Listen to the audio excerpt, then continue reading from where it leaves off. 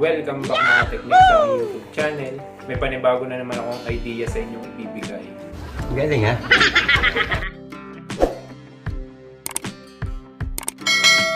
Ngayon mga Techniques, sasabihin ko sa inyo kung magkano ang LCD ni Oppo A50. Bali ito siya mga Technique, yan. Yan mga Technique, replacement LCD ni Oppo A15.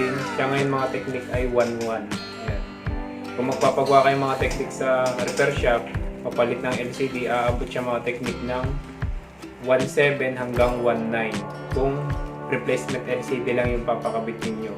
Kung original mga Technique ang LCD yung kakabit nyo, nagkakahalaga ng 1.6, 1.7 ang original LCD, aabutin siya mga Technique ng 2.2 hanggang 2.3 kapag ka original LCD ang kakabit sa Oppo A50. Yan mga Technique, binigyan ko lang kayo ng idea kung magkano ang pakabit ng LCD, papalit ng LCD ng Oppo A15.